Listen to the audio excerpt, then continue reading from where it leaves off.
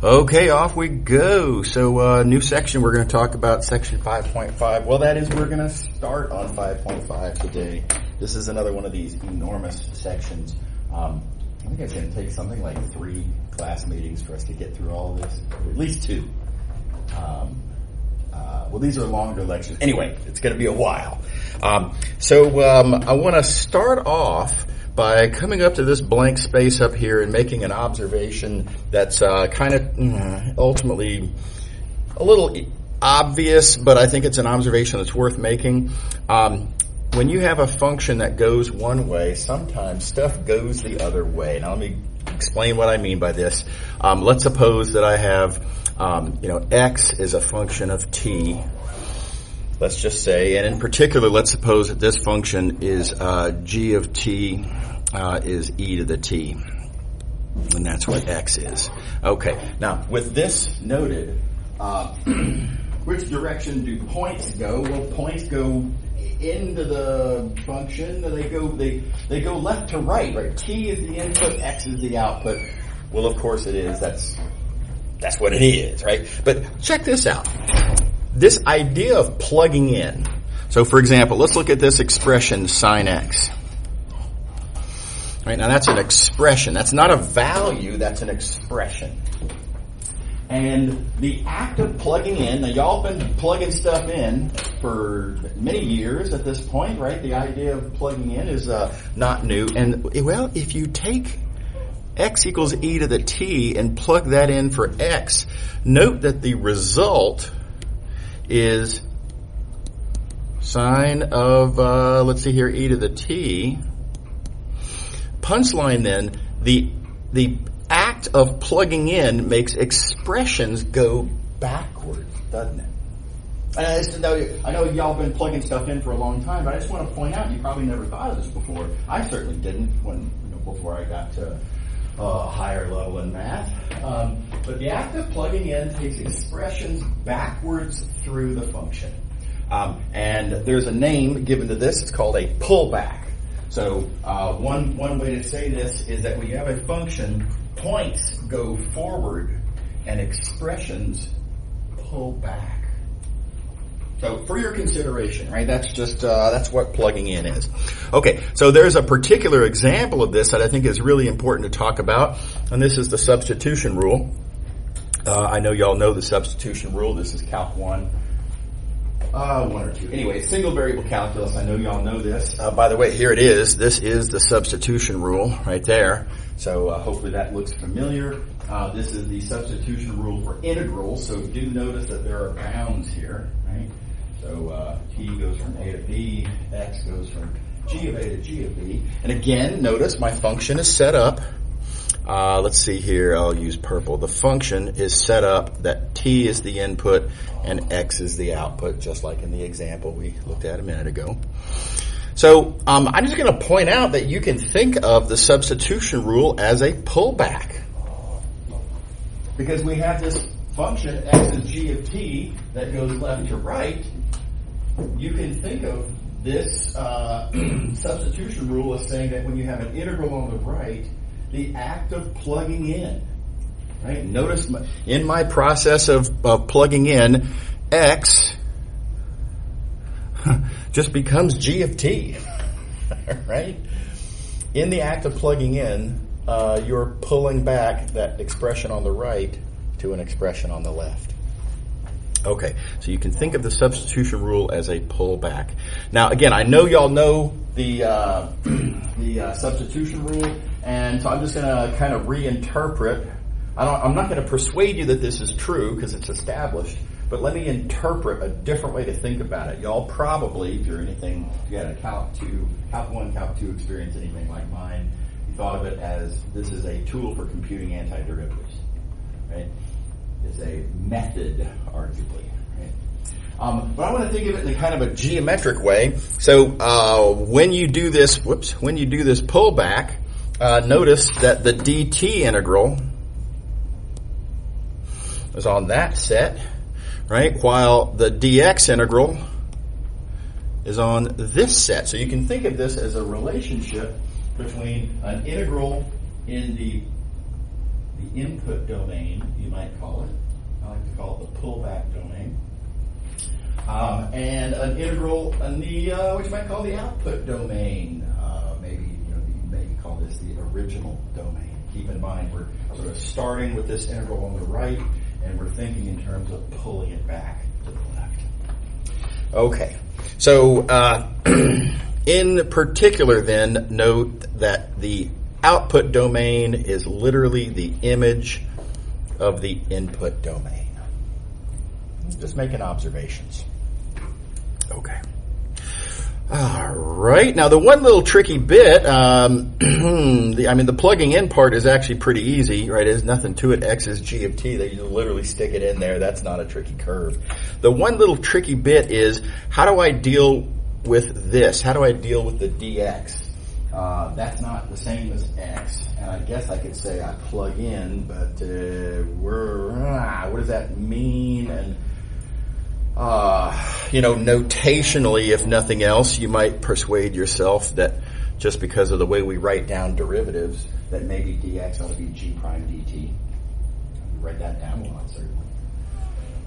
But to be fair, when we write down dx equals g prime dt, we're thinking about derivatives. Right? Here we're thinking about integrals. You should just be a little bit worried. All of our notational choices for these things are, that's a little slapdash, right? Don't trust the notation too much. So I'm going to argue that this is true as follows, and that is, you can think of dt here, and you should think of dt here as representing, as it does in the context of integrals, the size of a little piece of that pullback domain.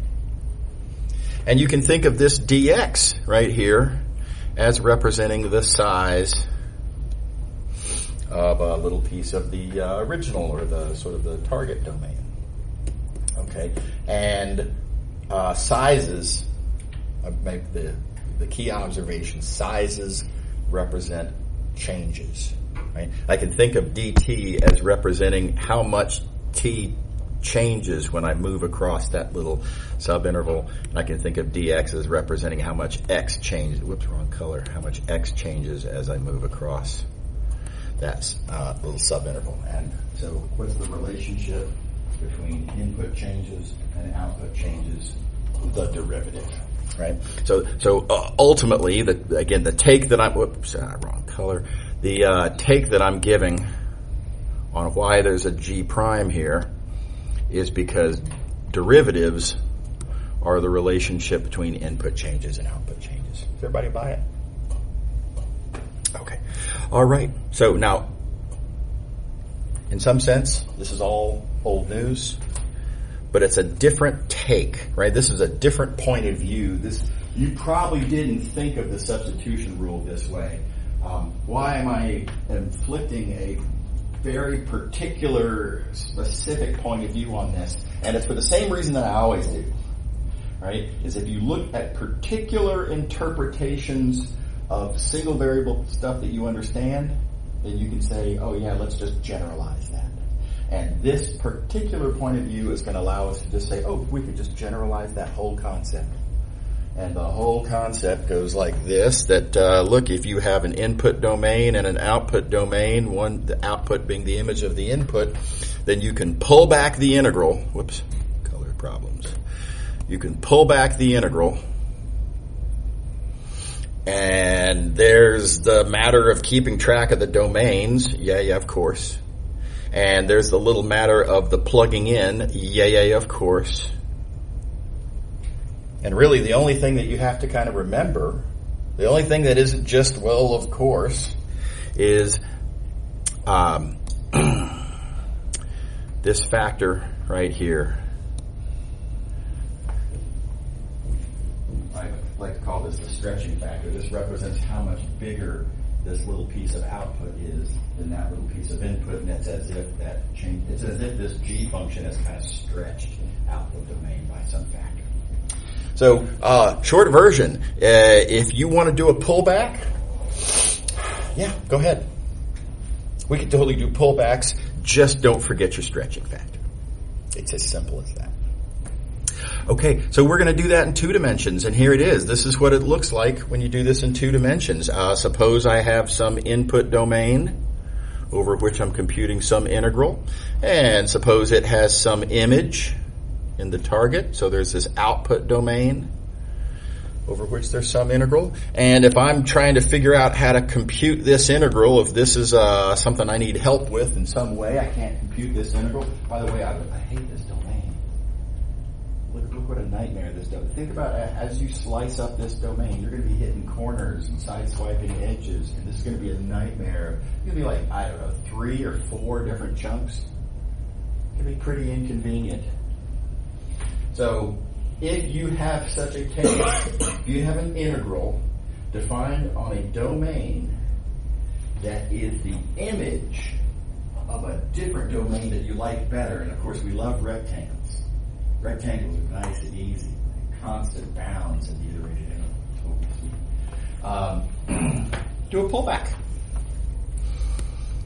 Just do the pullback. There's not much to the pullback. Just keep track of what happens to the pullback domain.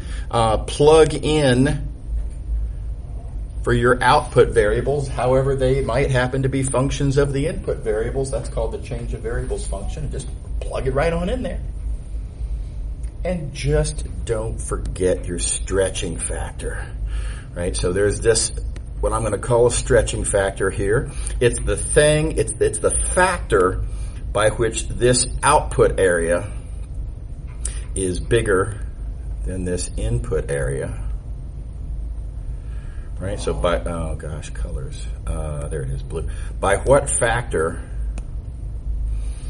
is the output area bigger than the input area? That's going to be an issue. We're going to have to figure out what that formula is. It's not immediately obvious. It's not going to be just, the derivative. It's something to think about. But basically, just plug in your stretching factor and go on about your business. And it works, and it's great. It's a huge time saver in a lot of cases. Now, for the moment, I'm just going to show you the formula for the stretching factor. I'm not going to justify this just yet. There it is. The stretching factor is the absolute value of the determinant of the derivative matrix. This is a take my word for it type situation. I will do some hand waving at some point to sort of try to motivate you as to why this is true. But I want to get some wins in the win column while we have this concept sort of fresh in our minds, and we'll worry about that detail coming up. Okay, yeah. So the stretching factor does vary from point to point. Oh yeah, absolutely. Which, by the way, it did up here as well, right? The stretching factor here, you notice, is a function of t, right? And so likewise over here, this stretching factor is going to be a function of u and v. And you can actually even kind of see that because this derivative, colors again, this derivative matrix, right, is partials with respect to u and v, which is going to be functions of u and v. Yeah. Yeah, that's another question I had, where the partials have... Oh, yeah, I haven't gotten to that yet. Yeah. Okay, so so how do we write this? And a case can be made that your stretching factor, right, it is this formula, and you could just write it like that. And there is something very compact about that and explicit, and that's nice. And for a long time, I was a subscriber to the position that that's the way you should think of the stretching factor. I have changed my thinking on this a little bit. There is a different notation that is a bit of an abuse of notation, but it sure is convenient and very helpful in some nice ways. And that's to rewrite this as this. And again, made up notation, right? We're just pulling this out of thin air. Now, the one rationalization for this notation is that you notice that we're taking the partials of x and y, and we're taking all of its partials with respect to u and v. So just from a notation standpoint, well, we are looking at the partials of x and y with respect to u and v. So in a sense, you can kind of see that aspect of things. Now, hey, wait a second.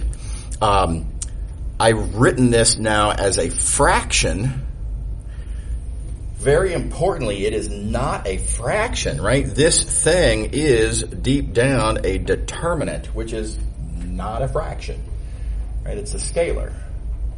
So, yeah, that aspect of the notation's a little bogus.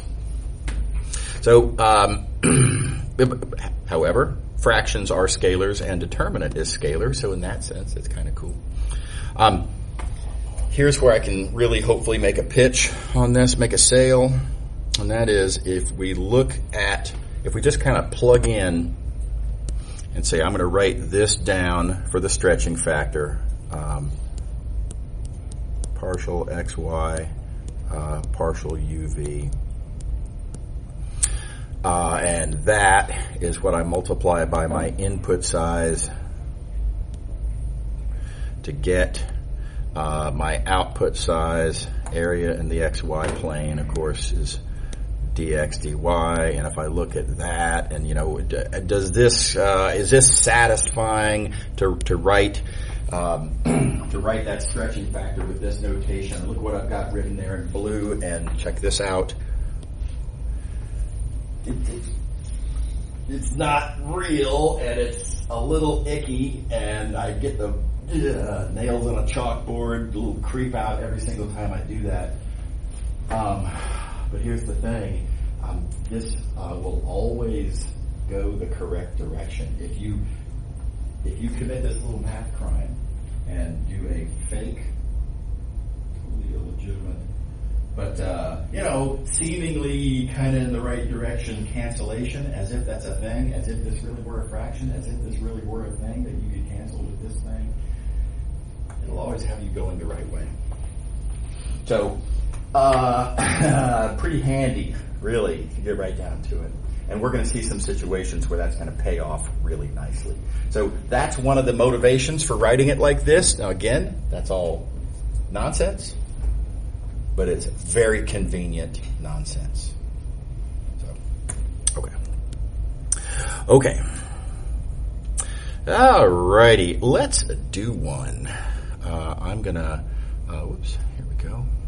Go to this first example. Now question. What do you mean by cancellation? Oh, yeah, I mean, because when you have something like this that gets multiplied by something, cancellation means that you have something in the numerator, something in the denominator. So you can cancel du with... It's bogus, right? You can't, strictly speaking, you can't do it. But if you play make-believe and pretend that this is actually a fraction, and if you ignore the fact that this is a partial and it's not a d, if you get real sloppy with it, it looks like it kind of ought to cancel in some very sloppy sense. Okay. And my point is that sloppy though that is, it is actually going to keep you pointed the right direction in ways that we're going to encounter in a few minutes in a very convenient way. Yeah. Yeah. Okay. Alrighty, so let's do one. This example, I want to emphasize, is very manufactured. This is not how you will see change of variables examples in practice. But I want to get one into the win column. I want you to see the mechanics of how the process works. And so I've manufactured this example to be kind of as conveniently set up as possible. So in particular, we're interested in an integral here. But whoops, I wanted to change the color. An integral here that is defined on this domain. And you'll notice I have defined this domain to be literally the image, namely what comes out of this function called g, the image of the unit square in the UV plane. I have given this setup where we have an input domain and its image is the output domain for the interval we want. So now most of the time it won't come so perfectly, conveniently set up in advance, statement of the question. You're going to have to, in practice, figure out for yourself what the change of variables function should be. We'll talk about how to do that in a couple of minutes. But again, I just want to get the mechanics down first. Okay, so here we go. Here's our setup. And, by the way, here's our explicit formula for our change of variables function. Notice X and Y are the outputs, and U and V are the inputs.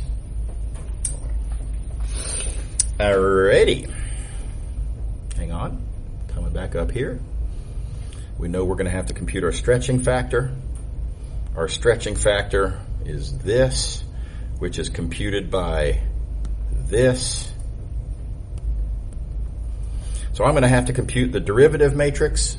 I'm going to have to take the determinant of that derivative matrix, and then I'm going to have to take the absolute value of that determinant of the derivative matrix. All right, so here we go. Let's do that first. Here we go. Let's see here. All right, here it is. The derivative matrix is the partials of x and y with respect to u and v. Now that's a flashback to chapter 2. Make sure you're good with that, right? You do have to worry about, wait a second, which are the inputs and which are the outputs. Take the partials of the right things with respect to the right things. To be really quite proper, you got to make sure you don't accidentally transpose it. Not because it affects the determinant, because it doesn't, but because you want to make sure that you write down true statements and not garbage, right? So always make sure to keep in mind which way the organization of derivative matrices goes. Okay, so this process of taking the various partials, chapter 2, make sure you're good with that. This is what you get in this case. And you can take the determinant, and the determinant ends up being this. Okay, so good, all good so far. Now here's where things get a little sticky, and that is, yeah, but my stretching factor is actually the absolute value of that. So how do I deal with those absolute values? It's a sticky, nasty, annoying little question, little problem. Nobody likes absolute values inside your interval, right? You gotta break things up into pieces. So what do we do? And the answer is we got to get our hands on the idea of this expression by itself, looking just at what's inside the absolute value, and I need to figure out if that's positive or negative. If it's positive, the absolute value just disappears. No problem. And if it's negative, then, quick algebraic appeal, the absolute value of a negative is the negative of that negative. Right? Something to think through. Let me just write that down. It's a little weird when you say it like that, but the absolute value of a negative value is the negative of that negative value. Yeah? This is when k is positive. So you just got to kind of think that through. Okay. All right, so what do I do with 4uv minus 9? How am I supposed to know where is 4uv minus 9 on this picture? And it's not really, but stuff that makes it up is. And in particular, check this out. This u, I'm in the wrong mode again.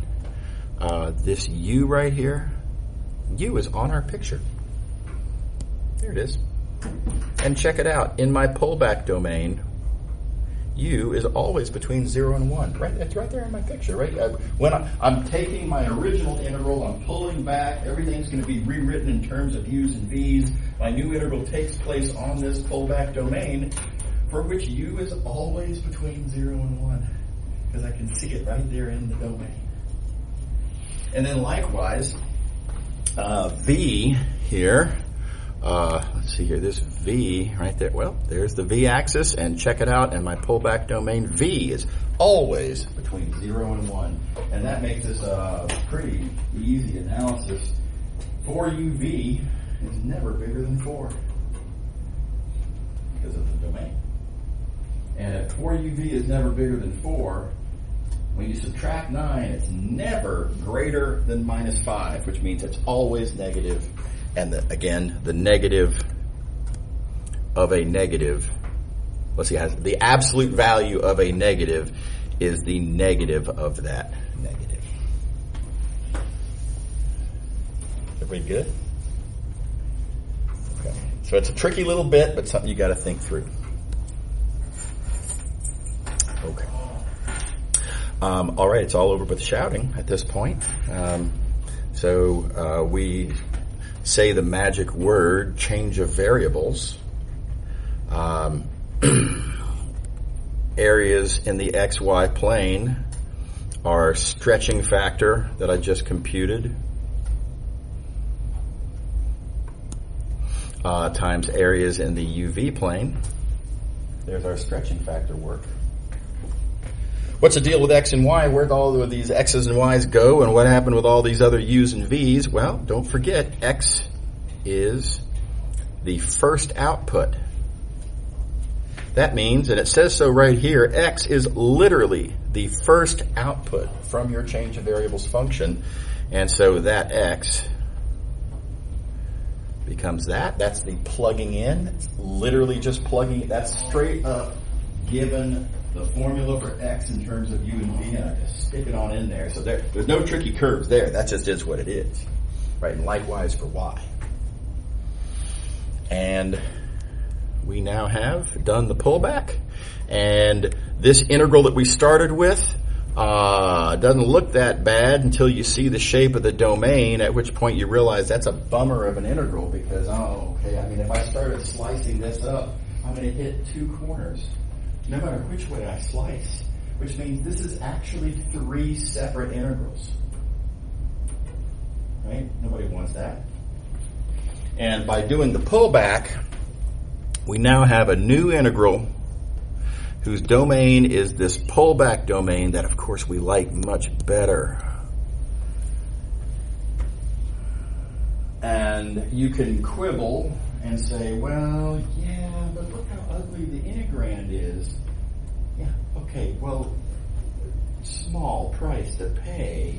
It's still a polynomial. It's still a pretty easy integral. And the benefit is it's only one integral. The bounds, in fact, are even constants. Not only are they constants, they're awesome constants. They're 0 and 1. They're super cool for plugging into stuff, right? And so this is actually a really easy integral.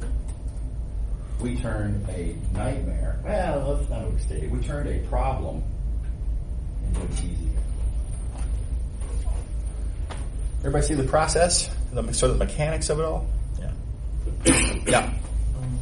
Just for the absolute value of it. Yeah. We're lucky in the fact that this is a unit square. Like if it was like a higher magnitude, would we still have to split up the integral? Or if we do substitution, we normally go back to unit? There are some situations, that's a great question. Let's see here, let me just clean up the mess here. What happened here, you're quite right, is that this expression happened to be negative on the entire square. And so, so I get to just say sort of a, one-time analysis. There we go. It's negative for the whole thing, and so I don't have to break it up into any pieces or anything. It's just the absolute value is it's negative. What will happen sometimes for different expressions is that you might have sort of like that it's positive up there and negative down here, and then you'd have to break the integral up into two pieces, and then it's like, okay, it's less cool how it just turns an undesirable problem into a different kind of undesirable problem, right? And so I'm going to go back to the tools in your toolbox metaphor, right? That, sometimes ratchet wrenches aren't awesome. If you're trying to hammer a nail into a board, ratchet wrench is not that cool. And use the right tool for the right job. And this is the way in which this becomes a less desirable tool. Yeah. Okay. Alrighty. Okay, so let's see here.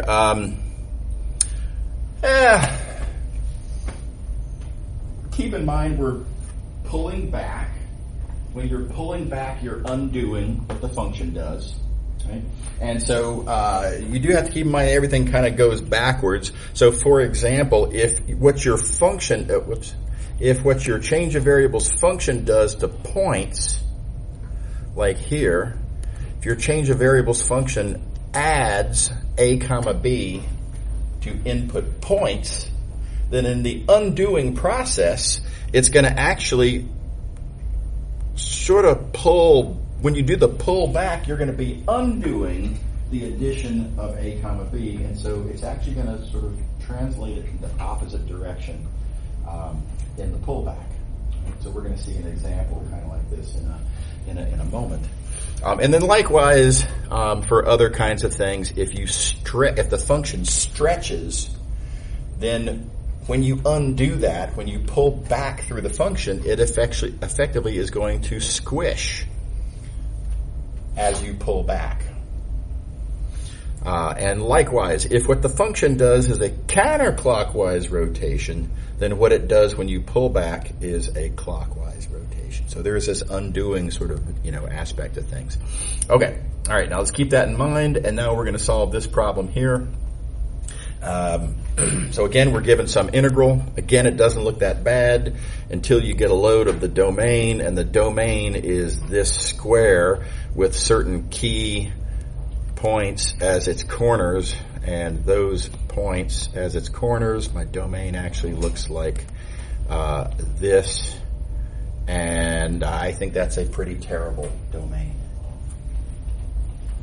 I don't want to have to compute this with an iterated integral, because no matter which way I slice, I'm going to hit two corners, which means this is actually 3 iterated integrals, which is nobody wants that.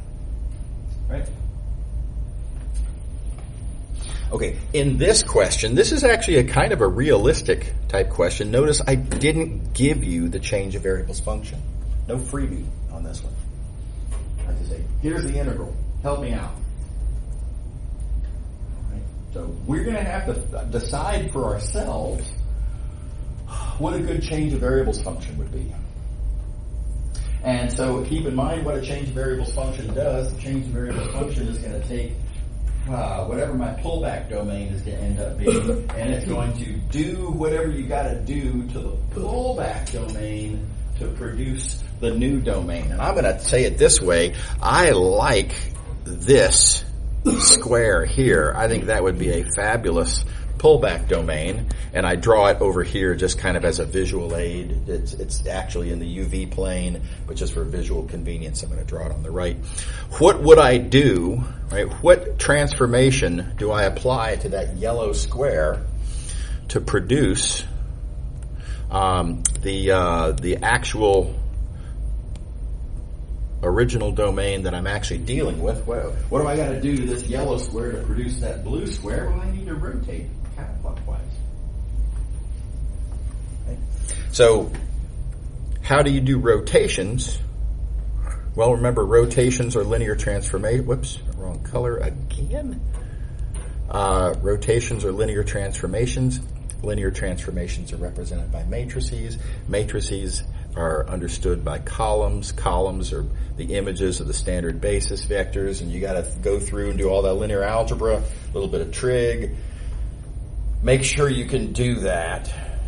If you have any concerns, if you're not sure you can write down this rotation matrix, come talk to me in office hours. Let's make sure that you are thoroughly comfortable with how to produce this rotation matrix. And then you can look at the geometry of this point right here, which is that point right there, and think about the geometry and the trig of that point, and you look at a little right triangle there, etc., and you can determine that the angle, is pi over 6. Make sure you can do that. Again, it's geometry and trig, and maybe it's been a while. You want to make sure that you are fully up to speed, and all the cobwebs are knocked off, and all the rust is polished off. Make sure you're good with all that stuff. And the punchline then is that here is our change of variables function right there. How are we doing on that? So let's just a real quick moment. I want to remind you of kind of the backwardsness of this. I mean, the way we tend to think about these things is, I have this blue domain and I want this yellow domain, And so there is a sense in which it feels like, well, I want to rotate clockwise. And I kind of do. I do want to rotate clockwise. But the way I rotate clockwise, with the understanding that I'm going to get that by undoing what the change of variables function does, well, the change of variables function has to be counterclockwise so that the undoing of it is the clockwise that I want. So it's easy to get turned around and get it backwards, and so make sure to think it through carefully. And yeah, okay. All right, so we have created our change of variables function. We've got our new pullback domain. All we got to do is figure out the stretching factor. So, derivative matrix, various partials, blah, blah, take the determinant. It's a bunch of details. Make sure you can do that. Turns out to be 1. In particular, that means then that the absolute value is also 1. Our stretching factor is 1. And then you can make the observation that, well, yeah, of course it is. I mean, we're talking about a rotation. How much does a rotation change areas? Well, obviously, it doesn't change areas at all. I mean, that's geometrically pretty clear. Right? So I'm going to call this a satisfying computation. Of course, the stretching factor is 1. That said, do keep in mind, even though it is geometrically expected, you do still have to show the calculation, the Math219 exam policy. I do want to see the calculation, even though you can make a geometric case. So again, the point here is that the answer is not the thing, right? The thing is the argument, and I want to see that. I want to see that you know how to use Jacobian determinants. Okay. All right, and it's all over but the shouting. Our stretching factor goes where it goes. That's what that's what turns my input areas into my output areas. Everything else is a matter of plugging in. How do I plug in for X? Well, X is the first output, which is that. Is that cool? Everybody good? Y is the second output, so likewise. And we've done the pullback, and now there's a pro-con thing again, but my new integral on my new pullback domain has awesome bounds, and we really like those bounds. Sure, the integrand got a little weirder. Not that much. Nice constants turned into weirder constants, but they're just constants. It's really not a problem. The integrand is morally equivalent, and the domain is dramatically improved, right? Because this original domain, again, because it's tilted, you're going to hit corners, and it's actually 3 separate integrals, and it's a nightmare. Yep. So the equation that you get, like the end with the integral, is that for the square or like the tilted square? This new integral down here that I have highlighted in green, that takes place on the pullback domain, right? So that's one of the big facts about change of variables. The big idea of change of variables is that we're relating an integral that happens on one domain to an integral that happens on the pullback domain, with the understanding that this turns into that by your function. Yeah. Which again is just kind of piggybacking off of that. We already knew that in some sense, because that's exactly how substitutions work back in single variable. Yeah. Do rotations always yield a stretching factor of 1? Yes. All real rotations have a stretching factor of 1, but again, course policy, you do have to show the calculation. Yes, sometimes it's nice to know the answer in advance, and yes, any rotation you'll get 1. And by the way, that's not hard to show either, because every rotation is going to have this form, and so you can just do this calculation, but with sines and cosines, and you will still get 1. Yeah, absolutely. Okay, a couple of little formalities. Again, that's not really what this course is about, but there are some issues. We do need the change of variables function to be continuously differentiable. That's me defending myself against complaints, right? So that is a requirement. And then also, it actually has to be invertible. This is a stickier point, and it is a 10-minute digression for me to point out what kind of problems would actually come up if this happens. So I'm going to say just kind of keep your eye on that. Make sure that make sure there's no invertibility issues. Make sure that everything, like rotation, for example, pretty easy to see. That's a reversible process. So that can be an issue, and again, just want to defend myself on that. Yeah. Would be a I'm sorry? What would be like a non-invertible transform? Oh, like if I were to say x comma y is like u squared comma v, right? Because if you square the input, it's not invertible. Depends on what the domain is, but if you allow negative and positive values of u, and then you plug that into a function where u gets squared, yeah, all right, problem. Okay, all right.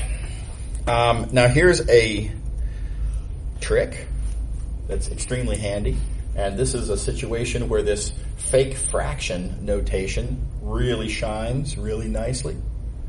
This is one of the main reasons that I like it, frankly. This is the second main reason that I like it.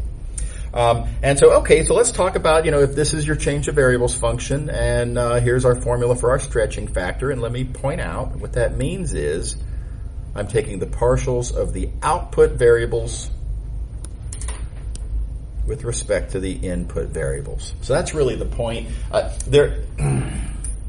Sometimes we get accustomed to things going certain ways, and we think about left and right, and it's not about left and right. It's about what's the input and what's the output, right? So don't attach yourself to what's always, the partials of the right variables with respect to the left. No, it's the outputs with respect to the inputs. Okay, now that said, what if I were to look at it backwards? What if I were to do the appropriate algebra, solve for u and v in terms of x and y? Now u and v are my outputs, x and y are my inputs. What's that stretching factor? Well, it's the partials of the outputs. Now u and v with respect to the inputs, now x and y. Okay. Honest observation. Now let me ask this question. What about this function? Like so. What happens to areas if I take some region in the UV plane and leave it there, right? I mean, if I push over to the XY plane and then pull back into the UV plane, I come right back to where I have been. Nothing happened. And if nothing happened, there's no stretching. That stretching factor has to be 1. And so here's what we're left with. That stretching factor there is this. This stretching factor there is this. And altogether, the product is 1, and that means that these things are reciprocals of each other. And let me say that a little bit differently. In the sense that I have it written down here, this fake fraction behaves like a fraction yet again. Again, this is total nonsense. It's not actually a fraction, but this notational abuse, you can see another reason why this is actually pretty handy notational abuse, because it behaves as if it is what I'm pretending it is. Everybody happy with that? I find that very appealing. Again, with the creepy, right? I'm totally acknowledged, right? But yeah, it's nice. So let's see how that can be really useful. This example here is, by the way, a pretty important example. I know it looks kind of random and manufactured, and I just kind of wrote down some equations up here. But I want to point out first that where I got this from was remembering back to undergraduate days. And I took a thermodynamics class, right? Yeah, part of a physics major. And turns out that in a very natural and important way, I mean foundationally important to thermodynamics, this shape, pretty much, not exactly, but something very similar to this shape is a really big deal. It's something that you have to really worry about. When you're studying something called a Carnot cycle, and someday if y'all, I don't know if y'all had a thermo class yet, probably not, but if you're engineers, I think you're going to have to take a thermo class at some point. Very important part of physics, certainly. And when you study thermo, the Carnot cycle is a big deal. And that's a picture that's unavoidably important to it. So that said, suppose I want to do an integral on this domain. And it's a domain that you'll notice is described by 4 curves, which is kind of annoying, right? I've got these 2 curves, and I've got these 2 curves, and I'm looking at the region that's kind of squeezed sort of in between those curves. Yeah? All right. Okay, how are we going to do that integral? Now, there is a trick to this. I did not think this trick up on my own. Somebody showed me, and then I thought to myself, wow, that was really clever. I never would have thought of that. But note to self, I remember the trick now, and now I can do the trick because I've seen behind the curtain. I know how the trick works, and now I can do the trick. And now it's your turn. I do not expect you to have thought of this on your own. This kind of thing used to bother me when I was an undergrad. I used to think to myself sometimes, man, I never would have thought of that in a million years. I must not be good at this. And that's not the deal. Very often, it's somebody shows you this really clever trick that somebody else thought of, and we just kind of pass it all down, and this is how a lot of stuff works. So the trick is as follows. Step 1, make sure that your equations are written as level sets. This is a very important part of the trick.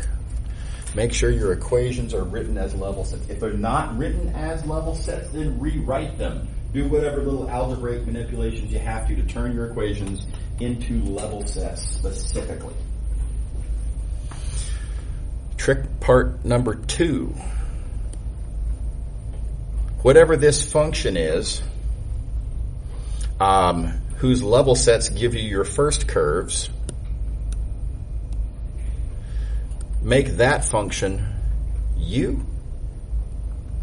And whatever this function is, whose level sets give you your second 2 curves, make that function v. And notice that gives me a change of variables function that goes what we might call backwards, right? It's sort of going the wrong way. We're accustomed to change of variables functions going that way, not that way. So we got to worry about that, and we'll worry about that in a second. But it gives me a function. It gives me a relationship between u and v and x and y. Make sure to remember the details of this trick, right? Rewrite your curves as level sets. Identify what are these 2 functions, whose level sets we have. Make that your change of variables function. And check it out. These curves, it works out really nicely. I mean, if you look at these first 2 curves, say x, y equals constants, but x, y is now u, and so they turn into u equals constants. And those end up being vertical straight lines. And then likewise, these wacky curves over here, xy squared equals various constants. Okay, well they just turn into v equals various constants. And so straight horizontal lines. And so what I've successfully done here then is I've found a relationship anyway between this terrible, undesirable domain that we're having to deal with and a new domain that is awesome. Color choices, I'll use yellow. And it's going backwards, and we'll have to figure that out. But nevertheless, we've related a terrible domain to a nice domain. Everybody get the trick there? This is a narrow, tailored, custom trick for this narrow circumstance where I have a domain that's bounded by a set of curves that I can rewrite as level sets of a mere two functions, right? So in some sense, you have to have two equations that look a lot alike and another two equations that look a lot alike, but that happens more than you would expect. So, okay. All right. So, let's compute our stretching factor. Now, we always compute the partials of the outputs with respect to the inputs. So what I can compute here is partial UV, partial XY. Oh, but wait a second. Oh, gosh. Oh, man. Okay, yeah, but that's the stretching factor. My function's going that way. So that's useful if I want to pull back this way, but I actually want to pull back that way, so I need the function to go the other way. You can get so turned around and confused and backwards. It's really easy to get confused here, and here's where the notation shines so nicely. I'll go back to what I just skipped in a moment. But here's the integral I was given, and I know I want to rewrite it as an integral in the UV plane, right? I like this UV domain, so I want to rewrite it in terms of U and V. What is the thing? Don't think about forward and backward and pullbacks and push forwards and left and right. Oh, just think about the notation. Let the notation do the bookkeeping for you. Let the notation think for you in this sense. What would you multiply by du dv to get dx dy? Well, that thing. Is that cool? So here's where we're at then. I know that this is the thing that I need. On the other hand, oh gosh, what's going on here? Okay, there we go. On the other hand, this is the thing that I've computed. They're not the same. I computed the wrong one in some sense. And this is where it's really nice to be able to say, okay, well, yeah, but then that means that the thing that I want is the reciprocal of the thing that I have. And that little fake fraction notation is what makes that easy to remember, if nothing else. Everybody see how that's just awful handy right there? And you don't have to do it this way. And if you want to think in terms of, everything in terms of, okay, which way do I want to go? Is that the pullback or the push forward? If you really want to think it all through that way, go ahead. I did that for decades. Honestly, I think this is easier. This is how I do it. Okay. All right. So, yeah, sweet. The change of variables stretching factor I need is 1 over xy squared, so I put that there. My original integrand was that thing, and that comes along for the ride, and now I have to sort of multiply again with the colors. I got to sort of multiply this all out to get my new integrand, and we're almost done. Not quite, but we're almost done. I have myself now a new integral as desired, if I can get this to cooperate, as desired, that is an integral on my new, it's kind of a push forward domain, right? But anyway, don't overthink it. My new domain, and all seems to be well, except for one little nasty little detail, and that is that I do have to figure out how to translate. See, this is still x's and y's here. My integrand is in terms of the wrong variables. And this is just, this is what happens when you do this sort of backwards, twist on change of variables, is that your integrand doesn't sort of automatically translate. Okay. Bummer. Okay. I'm sorry to have to give bad news on this, which is how you translate the integrand that you have into an integrand that's in terms of the correct variables. This process is a little bit by hook or by crook. It's not that there is no single mechanical process that you can go through to do that. Well, I guess one thing you can, I suppose, do is I could literally solve for x and y in these equations. But in some sense, the whole point of this example is that I don't want to have to do that. Not that, in this case, it'd be easy to do, but I don't want to have to do it. And sometimes you will not be able to do it conveniently. So I'm just going to point out that there is a simpler bypass of that.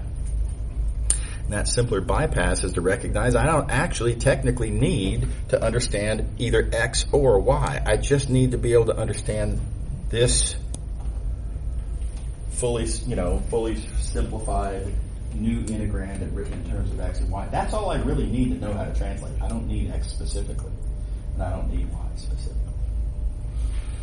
So here's where you have to kind of make a guess. And again, this is by hook or by crook. What do you think? We're speculating wildly here, but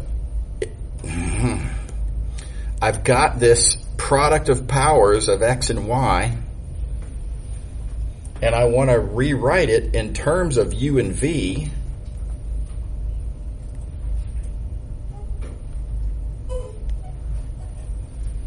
Which themselves are products of powers of x and y.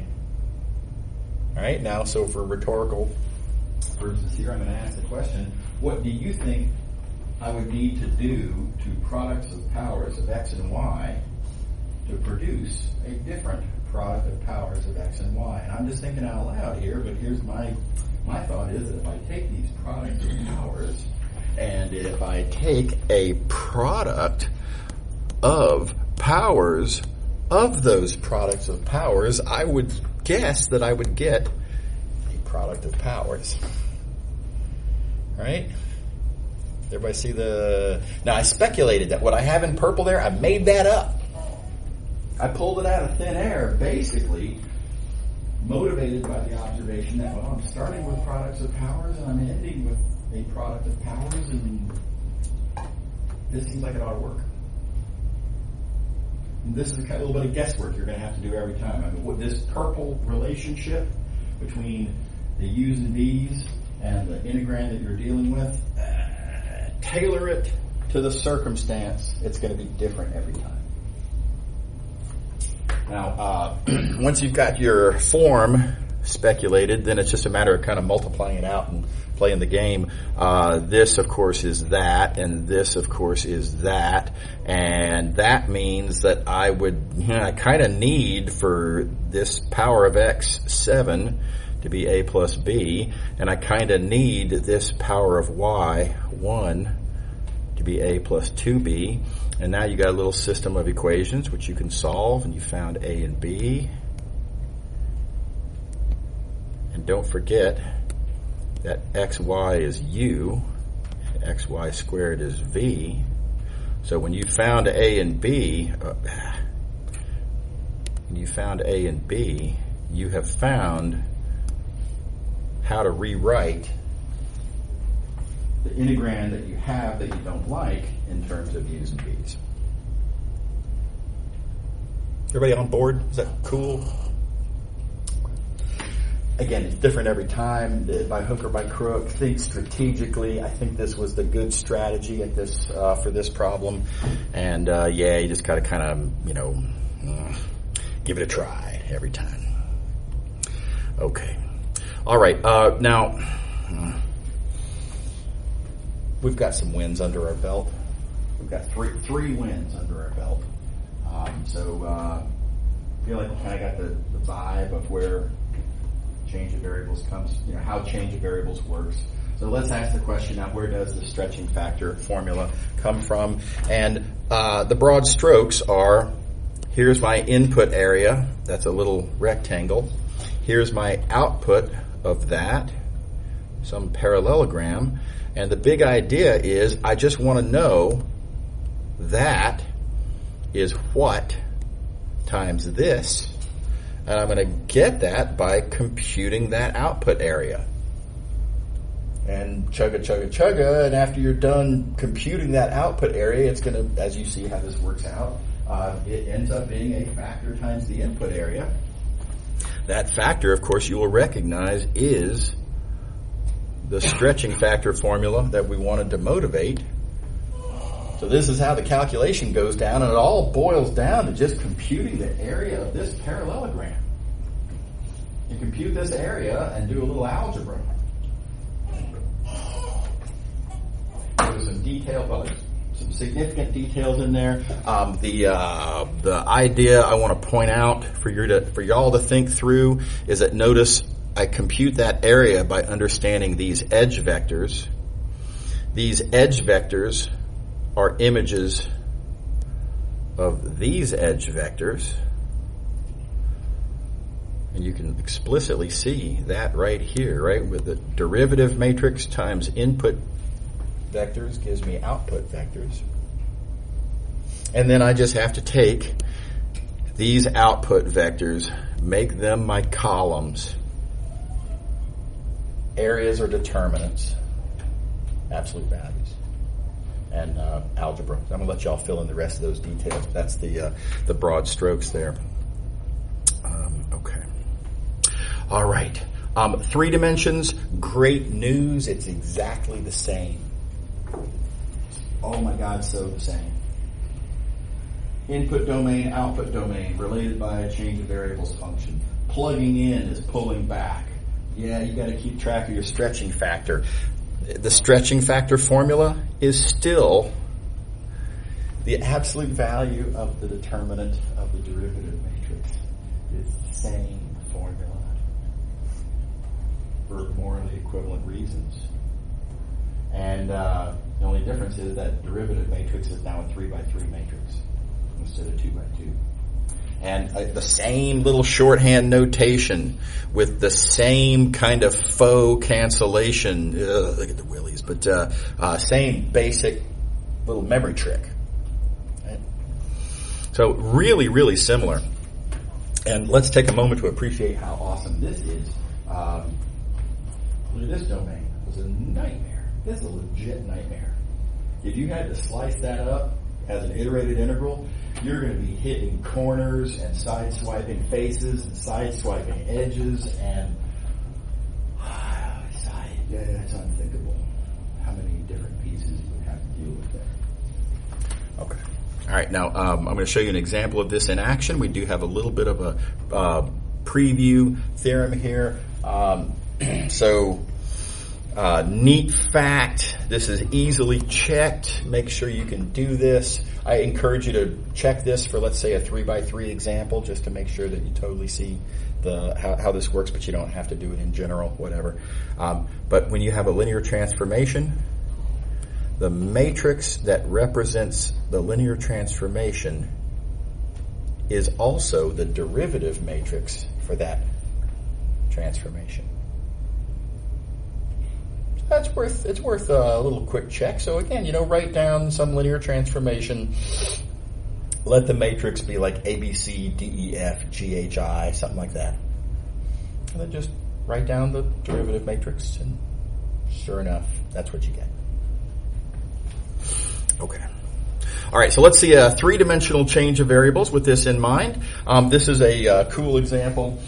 Now, this is another one where it comes up more than you would think, and it's also another one where change of variables is a massive payoff. Massive payoff. We've got a domain that's this parallelepiped.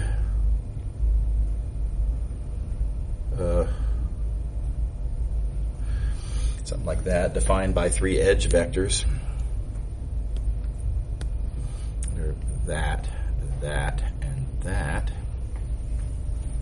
And let's just take a quick moment to recognize that an integral that takes place on that domain is a total nightmare. Now, it doesn't look that bad at a glance, right? But just keep in mind, this is kind of this parallelopipe. It doesn't really have any flat. I mean, it doesn't have any level faces. They're all kind of tilted in some way.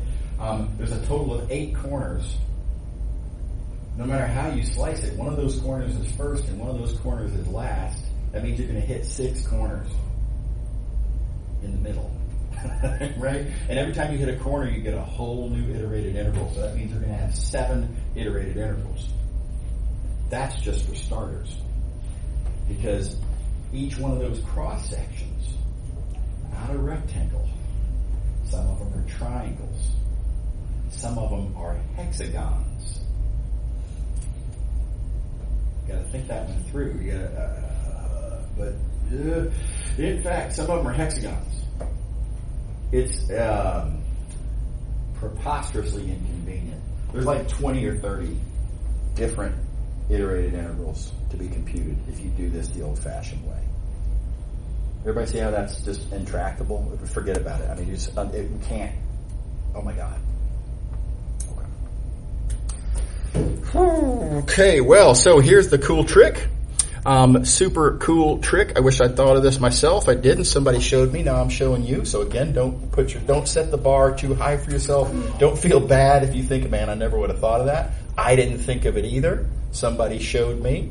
That's how wisdom is passed down, right? It's perfectly reasonable. Anyway, here's the trick. Make sure to remember the trick. The trick is to take these given edge, wrong color. Take these given edge vectors of your parallelepiped. Make these the columns of a matrix. And then define your change of variables function by that matrix. That's the trick. I'll show you why this works so great in just a moment, but that's the trick. Given a parallelepiped with one vertex at the origin, the 3 edge vectors are your columns defining a linear transformation. Just do it this way. Now let's figure out why this is so great. Why does this work so well? We look at this linear transformation, and let's see here what goes where. Let's look at the standard basis vectors in the UV plane there. What happens when I plug in those standard basis vectors? I take those standard basis vectors and plug them in here. Well, out we will get the columns, which we cleverly arranged to be these edge vectors. All right, so that's why this choice works. This choice works great because when you define your change of variables like this, the standard basis vectors in the UV plane, in the UVW space, become your edge vectors in your XYZ space for your parallelepiped, or said differently, this unit cube, its image,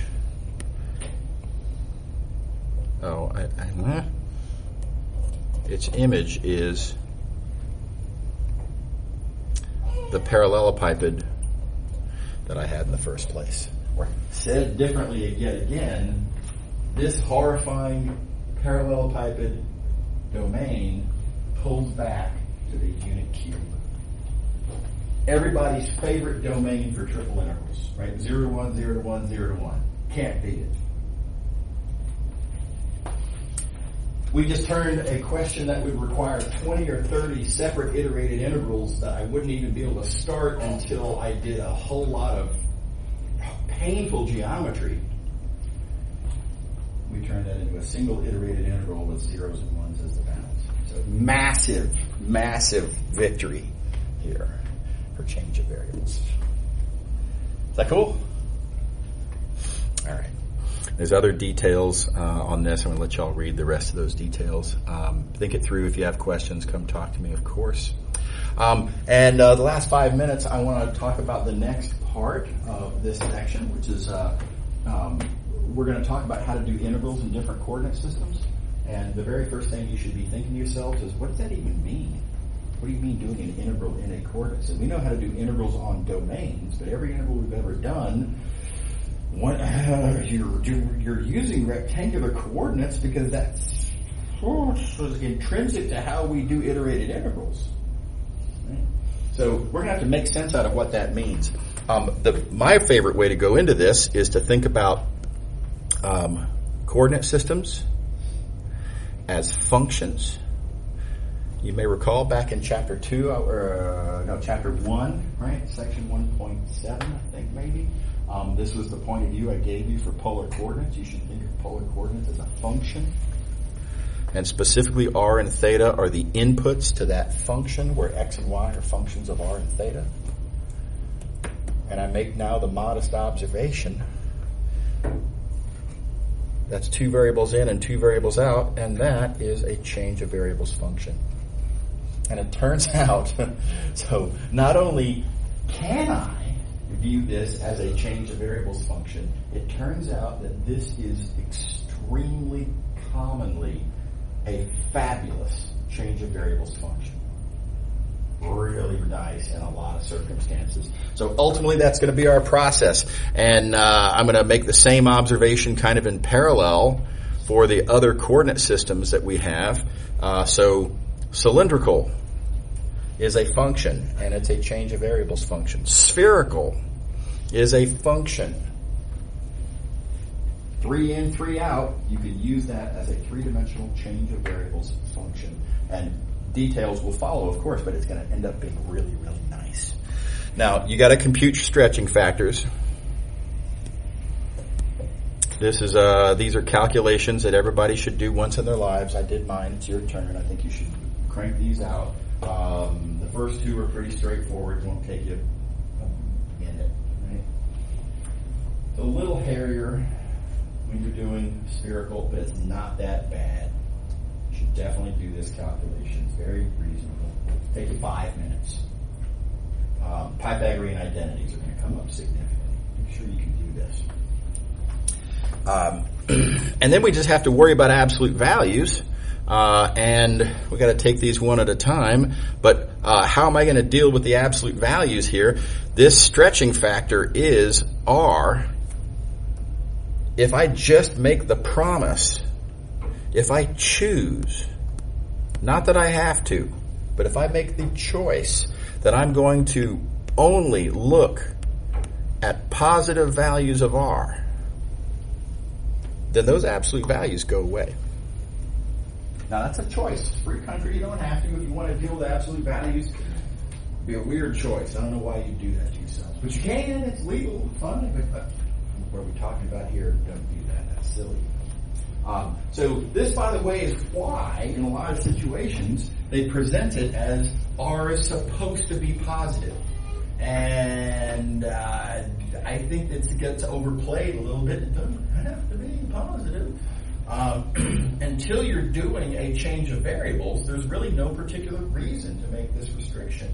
But now that we're here doing change of variables, oh my gosh, I hate absolute values. I don't want to have to deal with that.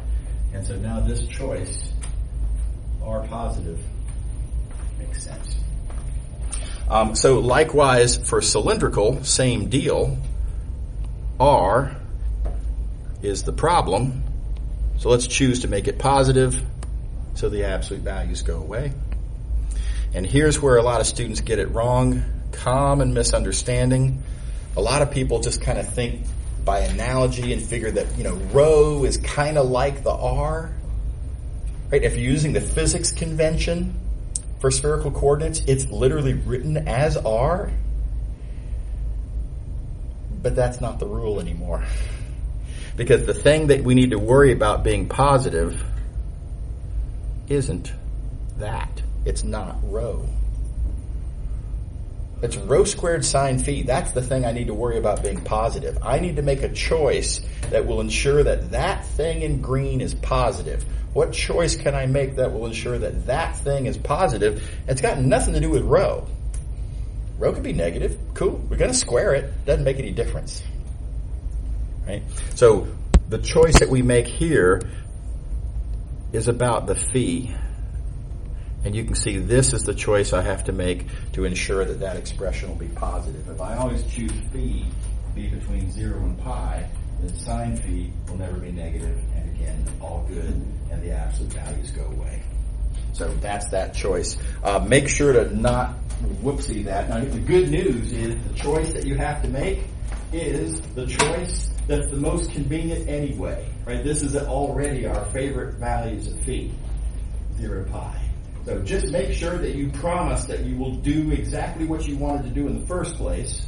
And then you also get to throw away the absolute values, which is also what you wanted to do in the first place. Okay, all right. So that established, we will pick up here next time and see y'all tomorrow. Yeah. All right. Have a good one. Oh, and by the way, I think we're coming up to another exam here, aren't we? Yeah, on Monday. Yeah. Oh my gosh. Whew. Okay, so heads up. Just don't forget exam on Monday. I'll take your word for it. Note to self: I got to actually write the exam, and see y'all tomorrow. Okay. If you forgot to do